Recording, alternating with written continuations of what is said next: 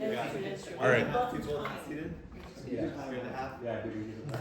Oh, because we're standing. Yeah. Okay, I'm ready. Wonderful. Take it away. Video on? The video on. And You might just want to. Be over here. Yeah. Yeah, Alex, of course. Hello, everyone. My talk is called Characterizing the Space of Agents. This is an aspirational talk. We will not do it in this talk. I'm part of a nascent, tiny group of researchers that we're calling Dovetail. And then I think I have a moderately different context than a lot of you. My talk is maybe more like Nora's, because I'm coming from the community of people that are mostly thinking about agency because we care about existential risks from AI. So I think I haven't heard anyone say that phrase here yet. So like, raise your hand at some degree of height, depending on how much you're familiar with what existential risk is. I'm scared shitless. You're what? I'm scared. You're scared? I mean, I endorse being scared, but I'm not really scared. How scared we are? Or The fear level. Okay, so it sounded like pretty much everyone has a level of familiarity with it. I sure am inherently interested in what the heck agents are, and in all of the things people have talked about this week, but my big goal, vision thing, is to help reduce existential risk. And I think understanding agency is like a key part of that quest. Okay, so I have a working one-line definition of what an agent is, and then that's my intuition that I consult when I try to like choose formalisms. And the one line is, agents are things that want something and try to get it. Which has, I think, a bunch of overlap with what other people said, also a bunch of non-overlap with what a bunch of people said. Sometimes I'll say, I'll use the term optimizer to refer to trying to get it. Obviously, optimize has a formal definition in other contexts. And I will explain more about what that sentence means in future slides. But to just draw the sort of quick path of reason, I mean, there's like a whole literature on this, but to draw like a very quick path of reason for like why would agents be an existential risk? If an agent is this thing, then getting what it wants means changing the environment. We live here, and the more capable an agent is, the more it will change the environment. Probably we don't have exactly the same thing that we want as random AIs. And then most changes are bad, most changes sort of randomize the system. Even for most sort of things that something might want, changing it in that direction makes it worse for other agents. Conservative viewpoint. Yeah. I agree with it actually. Okay, yeah. That I think progressivism, trying to make changes even if you have a good idea for it is risky. Oh, I see. You mean like it comes with, well, I mean, either way. Like, suppose you have a computer program, and you'd like to improve it, making a change somewhere can make it break in other ways. And so I don't necessarily politics. But that's just evolutionary biology. Most mutations make it. Absolutely. Yeah. In fact, there's a name for it. You evolve so that the changes you make tend not to be as catastrophic. I forget the name for that. Channeling maybe. Quasi-static evolution. Well, like Canalizing. yes, it's canalizing. That's what it is. It's where the code is such that making changes, it's still catastrophic most of the time, but not as often as it would be if you had some randomly chosen code, right? And that's changing your own code, not changing the environment. Yeah, that's right. Which is relevant. Right. That's the environment is changing. But you might choose it. Okay, so that's the basic gist. And I think that most of, or like at least a lot of the danger from agents comes from its agency, comes from these properties. And so I want to understand those properties on a formal level so that we can have theorems that help us mitigate that danger. So I'm calling that characterizing the space of agents. I want to define what an agent is, and that induces a mathematical space of stuff. And then I want some kind of way to not be confused in that space. And so that would be, the rest of the talk is what I mean by that. It is not about any results. I don't think I even have any equations in this talk.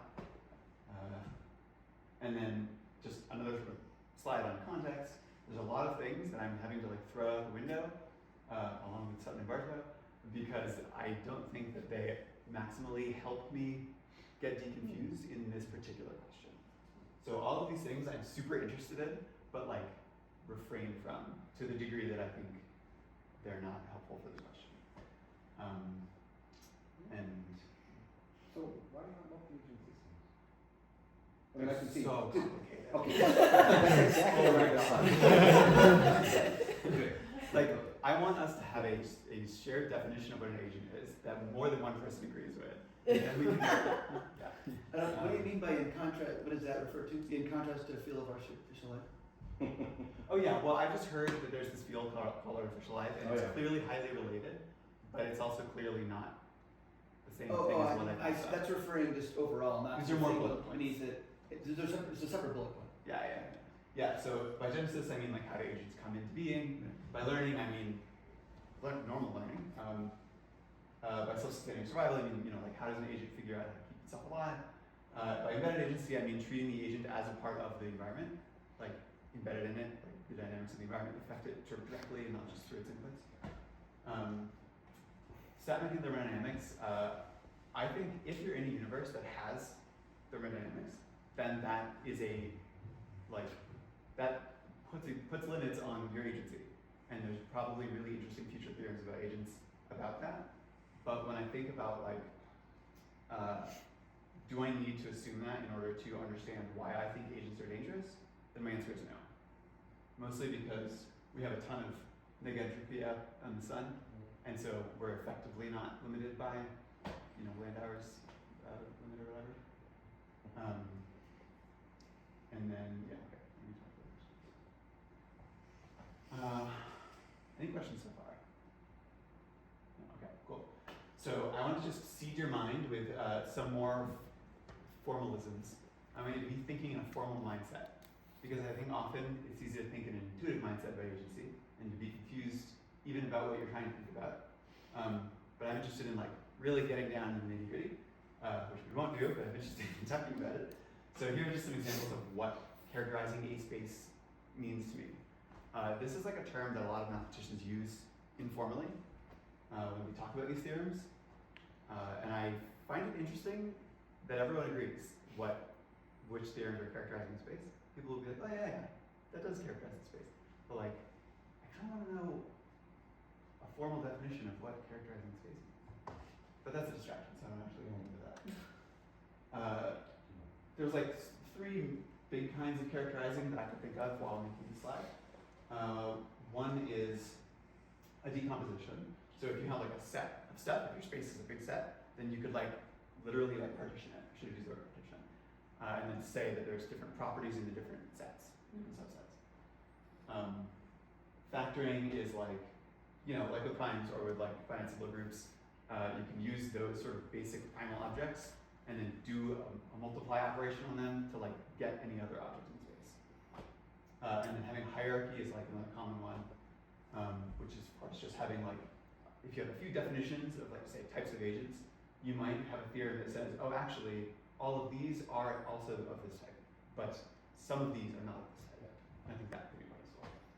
So the further bullet points are just for me to try to snag each one of you with at least one thing. But we don't need to. Yeah, two. Okay. Two, yeah.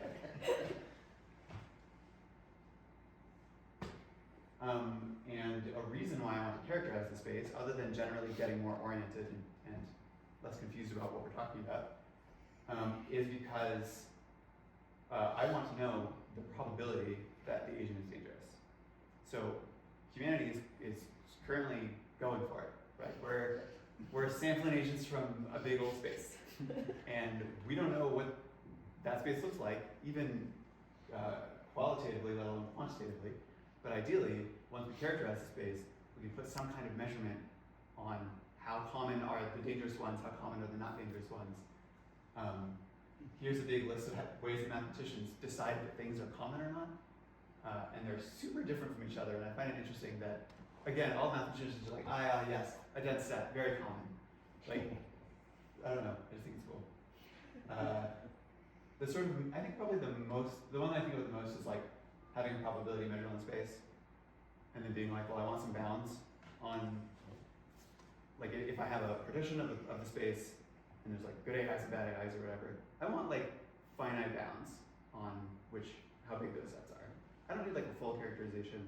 I just want anything.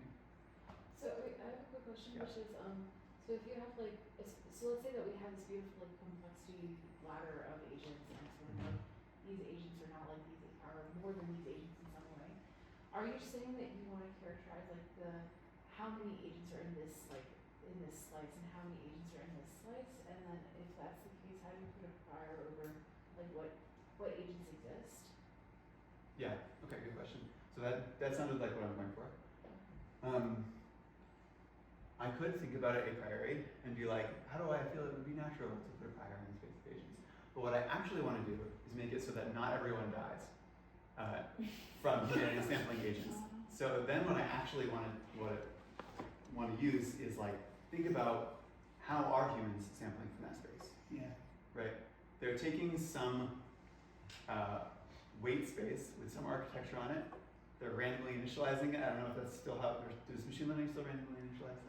Seems like it. And then, yeah. And then you run some weird algorithm that You selects zero your that. memory first. What? You zero your memory first. Yeah. So whatever that process is, I want to find something that at least plausibly resembles that, so that I can put it in my theorem and then get some kind of bound. And if I didn't have any result, then my next step slide would say, make this part more realistic. But my first step says, do it at all. Yeah. So you're. Oh, sorry. I want to, you should treat this as a distraction and then Cool. just bracket it away. But I hope it's like slightly useful. So I think I'm a little bit, so saying an agent is dangerous, I think in my head, dangerous or safe is always a relational property.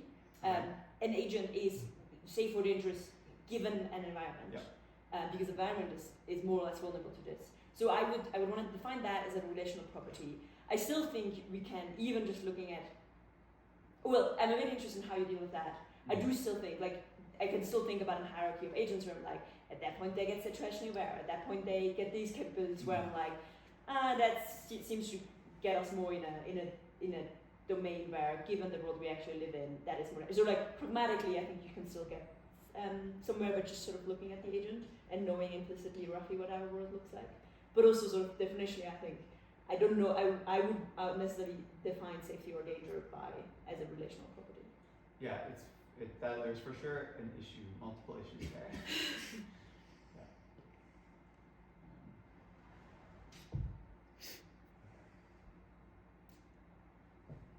So now I'm going to tell you a little bit more detail about what I think agents are. I actually expected this workshop to be more like half of us have strong opinions about what agents are and we're here to argue about it. But it kind of actually feels like most people are like, I don't know. They don't even have like a strong guess that they're arguing for. I do have a strong guess that I'm arguing for. So in retrospect, maybe I should have made this talk to be more like, let me just convince you about my particular definition of agents or something.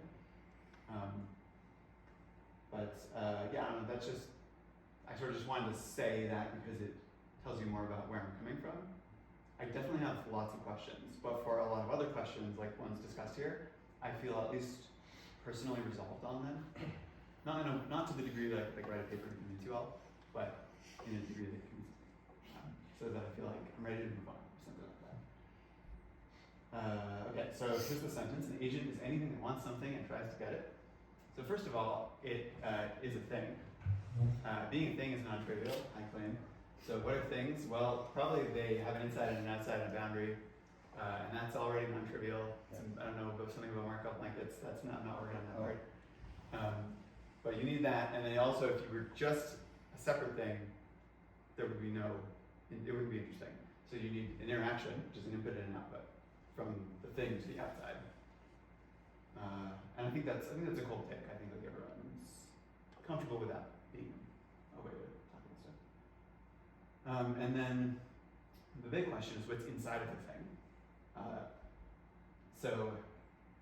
And this is sort of like, I feel like I have an intuitive sense of why my model of agency has to be the model of agency, but whenever I try to write it out, it's like embarrassing. So mildly embarrassed by this, but I'm gonna like sort of try to say it.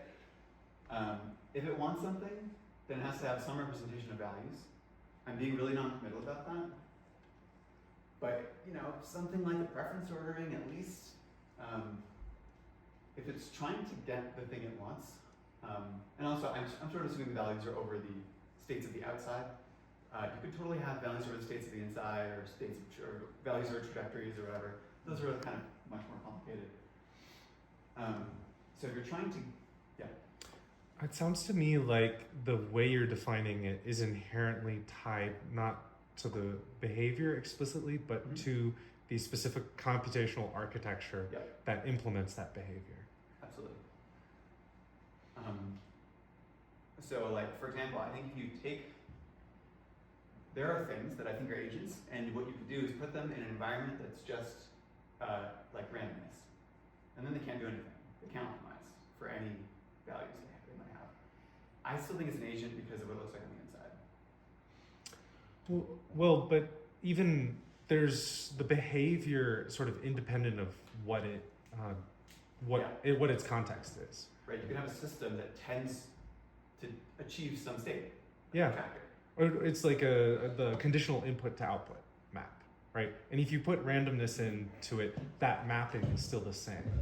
So I guess I'm wondering, so that was one of the delineations I was trying to make in my talk between, so there's the specific logical operation it performs, and then there's the way that it implements that operation using a latent memory.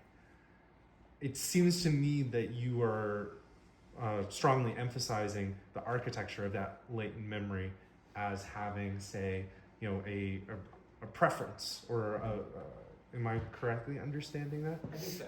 Yeah. Yeah. And that's a lot of what I probably can't convince you of right now. But I mean, I would say there's a big question about that, what we mean by preference. ordering? I don't know. Or partial ordering at least. Orderings that you try to get. So if the system just has some like consistent bias, that means it like, you know, tends to produce these outcomes more than these others? If it's trying to produce them more than the others, where by trying I mean the rest of the architecture. Okay, I don't quite know what you mean by the rest of the architecture, but Yeah. Okay. So to try to get it, I mean that it takes actions because it believes that the actions are more likely to attain the things that it wants more. So that's like intentionality or something. Having a predictive model is what in order to do that, you have to have a predictive model of the environment. So I think an agent has a representation of values and a world model and some procedure that glues them together that makes it actually try to achieve the values of the world model. Okay, to push back with the architecture just a little bit, let's say that they're using like TD learning and it's sort of like model free rather than being model based, and so they don't actually have like a model of like this is what the world is like. They just have sort of a sense that if they do this program, they're going to get what they want. Is that okay? Is that like a world model of that? So I think if it's literally like a table of like, if I observe this, look up the road that has that observation in it, take this action, and the whole thing is just a table, that's not action. Okay. Yeah. Why not? Because it doesn't have this architecture. Because a table is not a world model? Yeah. Or table's not a model. I can try to be more clear about why I do that in future slides. It's too bad Alex took back other opinions about this. We already talked about it. Yeah, I mean, that's right. You were both there for that conversation. I just want to point out that you started with this very, very supposedly simple definition, and now you're adding much more. Like you went from wants. No, I don't think it's clarifying. I think that wants and beliefs are very different things. So you're making this definition. You're gonna have to make it longer in the end. Just saying. You started with this tease definition. That's not really what you mean. This is what I mean when I say profoundly unconvincing to outsiders. I feel a little bit like Socrates in a Plato's dialogue, like, yes, but surely if you agree with this, then the following thing follows. It's like that obviously does not logically follow. I have a whole ontology smuggled into this statement. it's fair to that observation.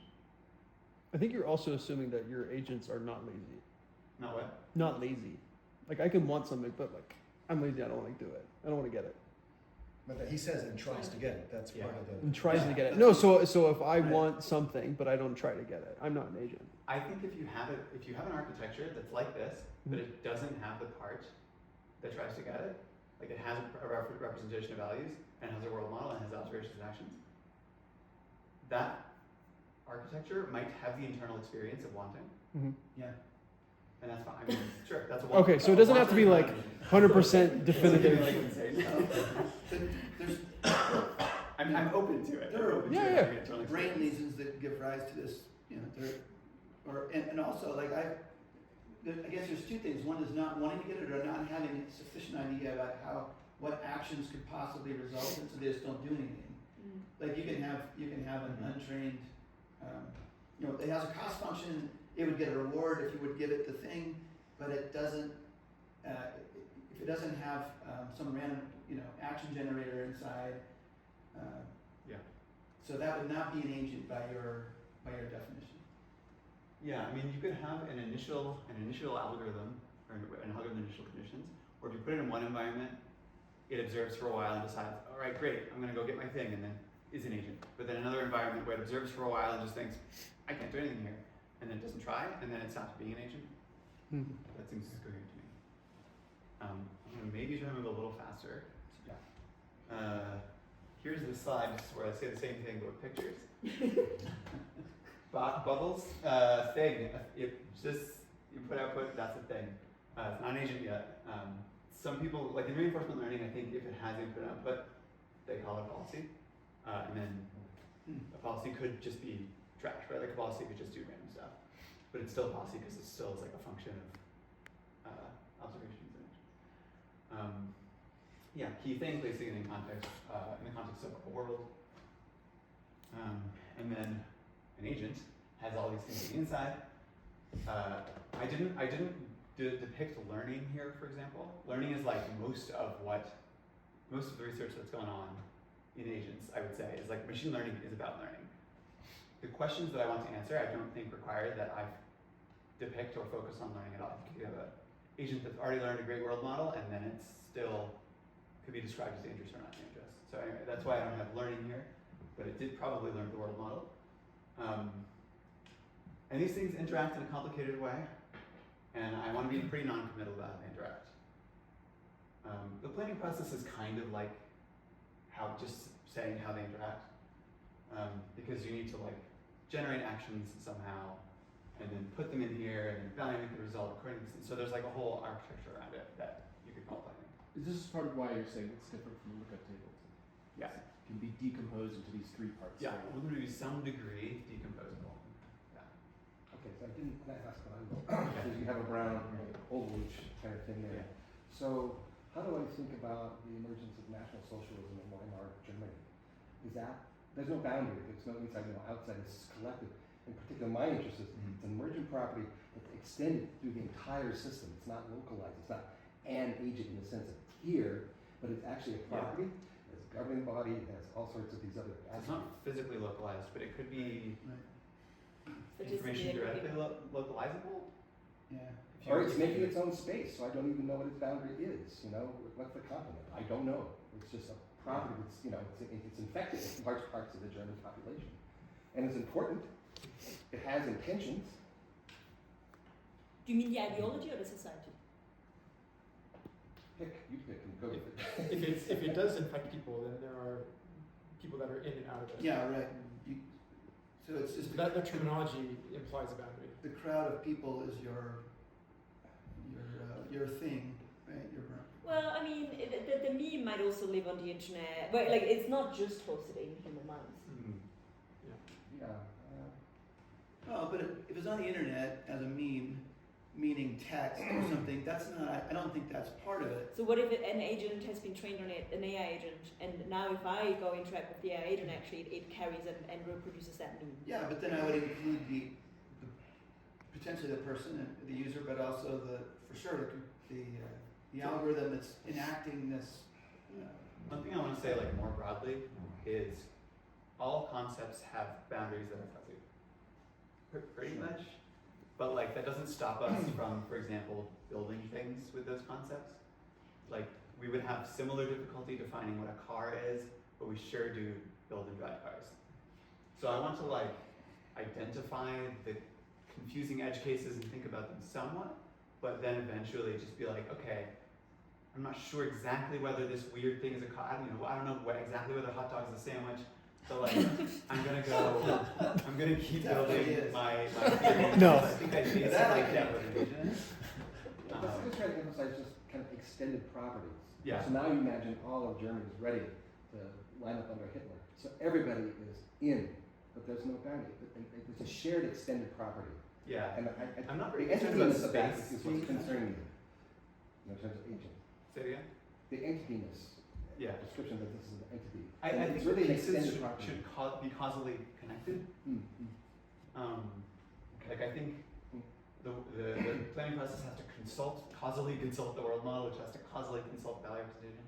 Yeah, that. But if it's really big and like does it sort of slow because there's a lot of space you can go through it, it's still the causal net's really big, but there are manifolds without boundaries. there are manifolds without boundaries. Yeah, it still takes a finite time to get from one place to another, right?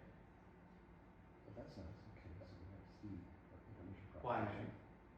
Yeah. Okay, Sub- never mind, substrate go on, something, go on. yeah, okay. Got it. Cool. Okay, so I've described the bubbles to you. Now I want to just talk about a few types of agents in the bubbles.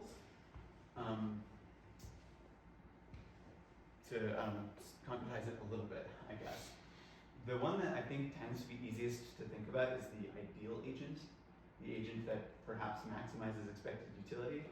I wrote a little piece of code here to really hammer home what I mean. While true, just because we're like looping through time, like somehow generate this list of all possible actions. That's one of the bubbles. And then for each of them, grab your world model, another one of the bubbles, predict the effects of that action.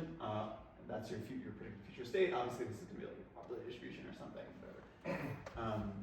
Assess the value of that future state, throw it in a big array, and then argmax the array.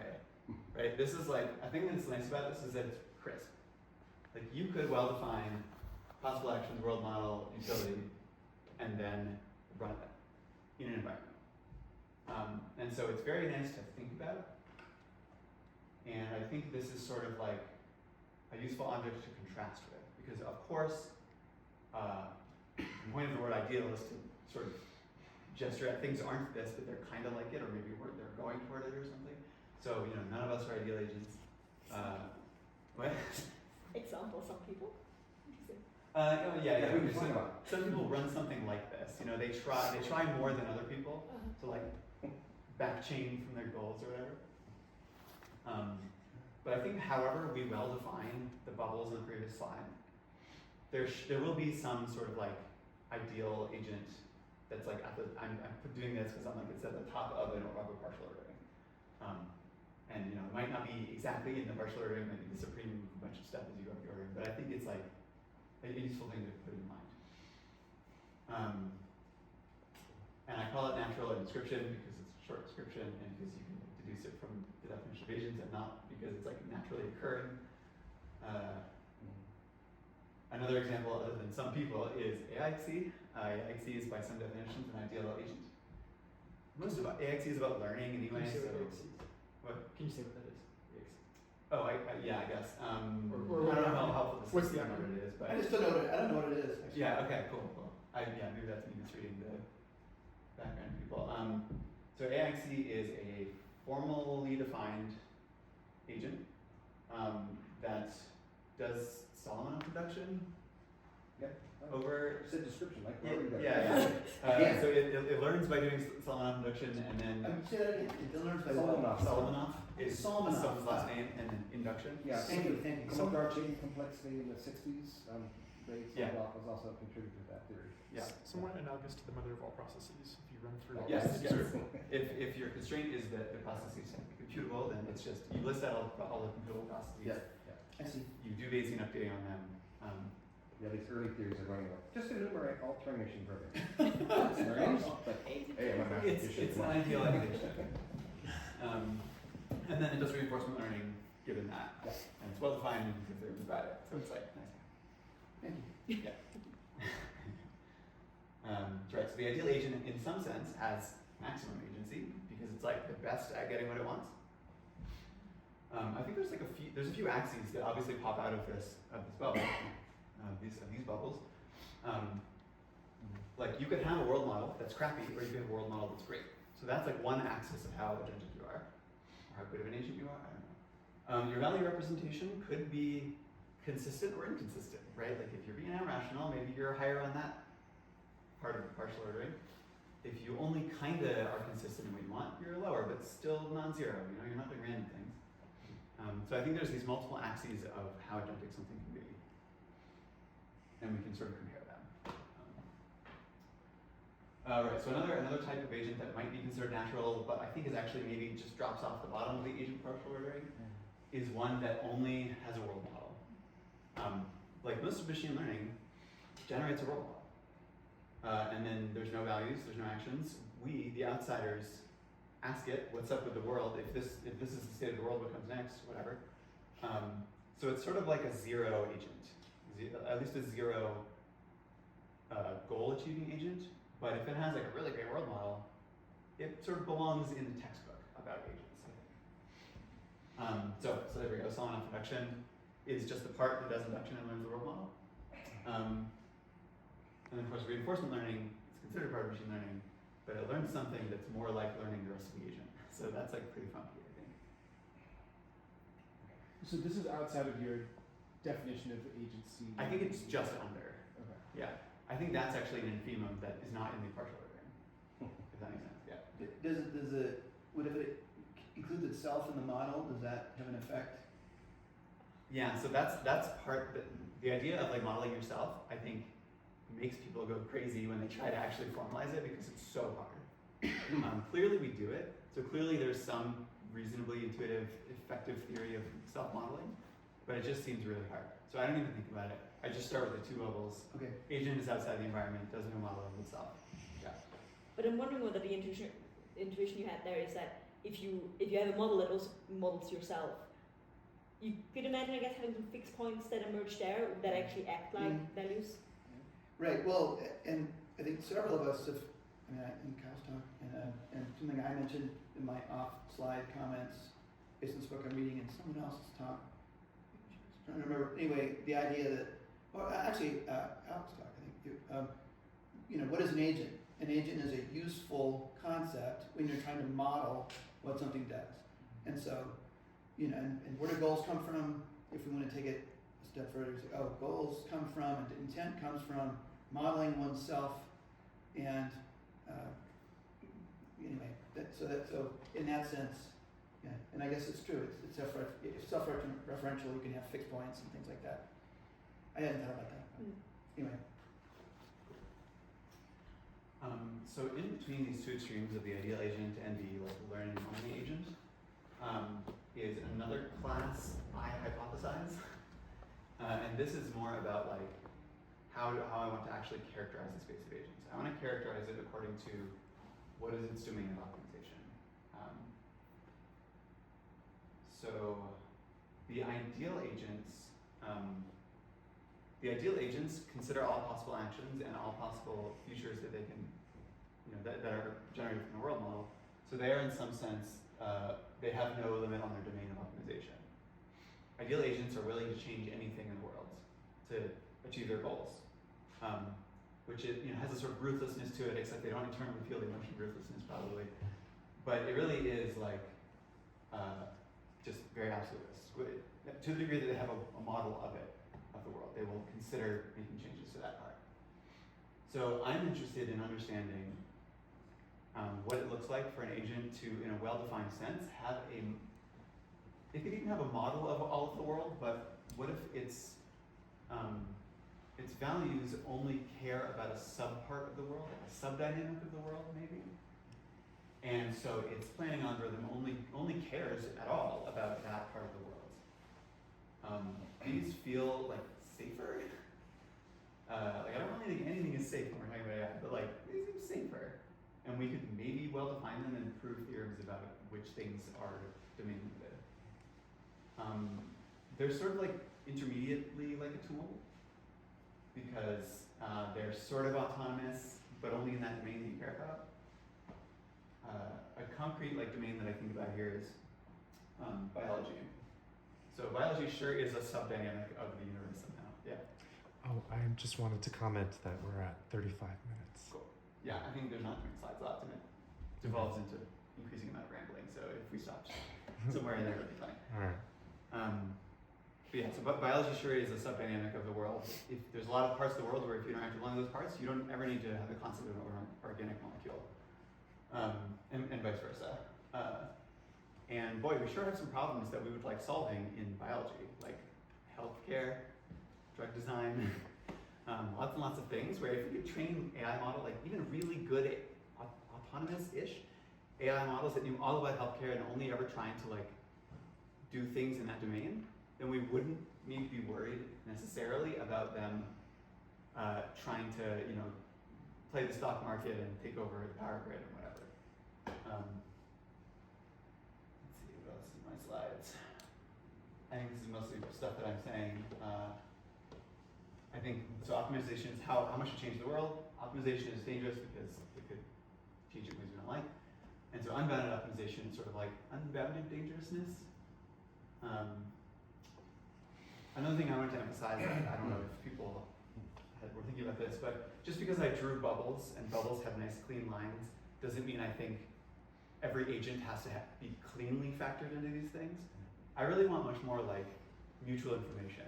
Like I wanted to have anything that you could squint at and say it's a role model, or anything you could squint at and say it's a value representation. I do think it's important to define when it's definitely not that, but I'm not trying to be crisp about the components inside the agent. I don't know, I guess this is just sort of my wrap up, repeat some things from the beginning. I'm interested in the probability that AI kills everyone. I'm going to substitute this with a question that I could maybe make any progress on, which is if we well-define the space of agents, well-define domain limited and domain unlimited optimizers, what is the probability that we sample from the unlimited domain optimizer? Right, and then my last slide is going to be like, what if we try to think about how to formalize this together, which we may or may not do. But I imagine, also this actual research problem is not something I am working on. It is really high up on my back burner, but there's like 3-ish other problems that we're working on instead. So if anyone else joins the group, I might point them at this problem.